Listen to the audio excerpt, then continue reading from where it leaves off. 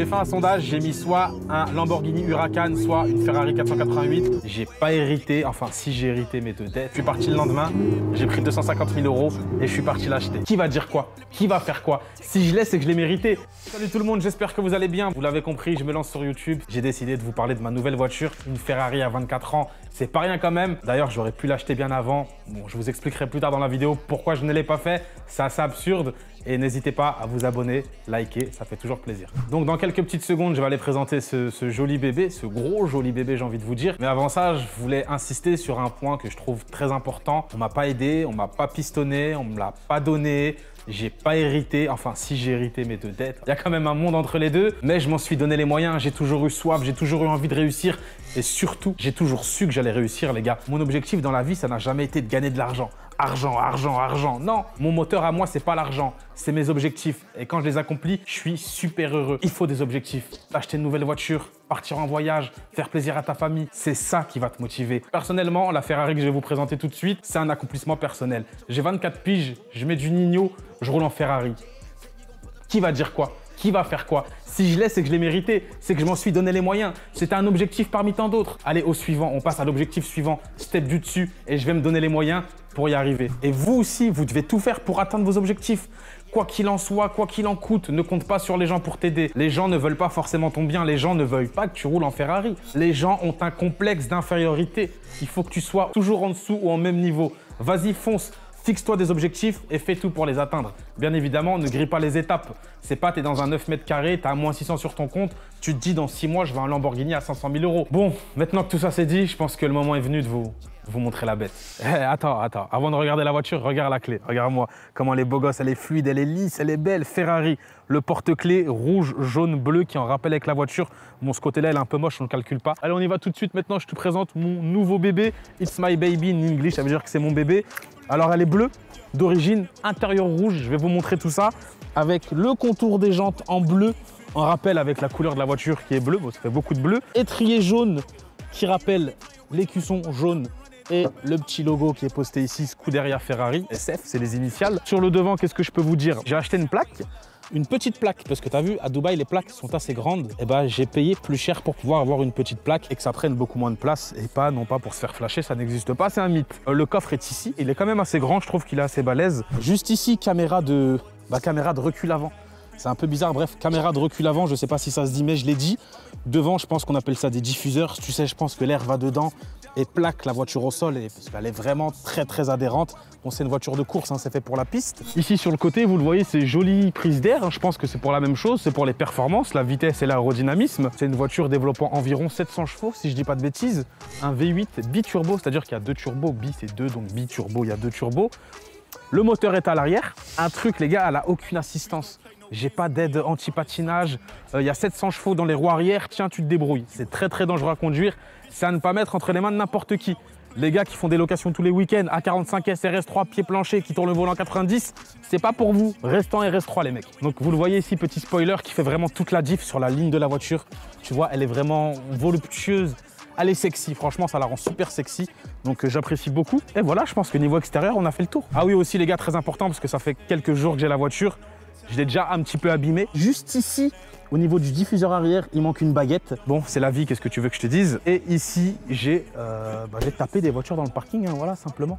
Bon, c'est la vie, je travaille pour pouvoir régler ce genre de problème. C'est bien beau d'avoir les moyens d'acheter une Ferrari, mais non, il faut avoir les moyens de rouler en Ferrari. Nuance, entre les deux, il y a un monde aussi, c'est pareil. Je pense que je vais vous la décapoter. Vous allez voir, c'est plutôt pas mal. T'as kiffé quand je l'ai démarré, hein? Pas de pressé, hein. Bon, du coup, les amis, là, je suis au volant de l'italienne, comme vous pouvez le constater. Je vais vous montrer un petit peu les options qu'elle a, qui sont pour le moins assez impressionnantes pour certaines. La première, c'est celle-ci. C'est un compteur pour le passager. C'est-à-dire que le passager peut voir les tours minutes, peut voir la vitesse à laquelle je vais, il peut changer les programmes pour voir quelle musique j'écoute, etc. Donc je trouve que c'est super bien en tant que passager d'avoir ce compteur qui est finition carbone, donc c'est plutôt pas mal. Ici, c'est la petite encoche pour déposer la clé. Ah, ça roule vite, il faut que la clé soit stable. Donc c'est juste ici, c'est rouge, c'est en accord avec la voiture. Je trouve ça magnifique. Oui, assez bizarre, dans la voiture, il y a un extincteur. Me posez pas trop de questions, je ne sais pas pourquoi. Peut-être que c'est d'origine ou c'est peut-être depuis que l'acteur de Fast and Furious, Paul Walker, est mort avec cette voiture malheureusement. Il s'est mangé un arbre à 300 km/h si je dis pas de bêtises, paix à son âme. Et voilà, donc on peut le voir un petit peu partout. Intérieur rouge, finition, full carbone, c'est des options qui coûtent très cher. C'est vraiment une voiture de course, donc pour un pilotage beaucoup plus facile. Clignotant au volant, changement de mode au volant, plein phare au volant, suspension au volant, start and stop au volant. Donc voilà, c'est vraiment fait pour la course, pour que tout soit à portée de main. Et ici, vous voyez, il y a une petite bande. Donc ça, c'est une option qui coûte bien cher aussi, je pense. Quand tu accélères, quand je monte dans les tours, la barre se remplit en rouge. Et quand elle arrive ici, elle clignote et je passe la vitesse et ça pète. Tu vois ce que je veux dire? Les palettes sont juste ici. Donc les palettes ne tournent pas avec le volant, bien évidemment. C'est des palettes qui sont accrochées à la base, tout en carbone, assez grande. C'est très, très bien. D'ailleurs, les gars, personnellement, je la conduis que en palette. Je n'aime pas conduire en mode automatique. C'est une voiture très puissante. Donc, j'ai envie de gérer les rapports. Petit coup de gaz, ça patine direct. Donc, je préfère la mettre en mode manuel, passer la troisième et accélérer progressivement en troisième que de la mettre en mode automatique, appuyer comme un bourrin qui rétrograde en deuxième et que je fais un 3.6. Ça me convient pas, j'ai pas envie de mourir les gars, j'en veux d'autres des Ferrari comme ça. Et juste ici, tu vois, il y a un bouton, quand j'appuie dessus, la voiture elle monte. C'est-à-dire que s'il y a un dodan, un obstacle, un trottoir qui est beaucoup trop haut, ça va me permettre de pas abîmer mon pare-choc avant et de pas payer 30 000 balles quoi. Et je te montre tout de suite comment la voiture elle monte, c'est plutôt cool. Et c'est une option qui coûte très très cher et qui n'a même rien à faire sur ce genre de voiture parce que c'est une voiture de course. D'ailleurs, je sais même pas ce qu'il fout là ce bouton en vrai. Et vu que je suis un bon gars, je suis un mec en or, ça vous le savez déjà, je vais même vous faire profiter de la sonorité. Écoutez ça un peu. Oh, je suis à 20% de la pédale. 50%, 60%.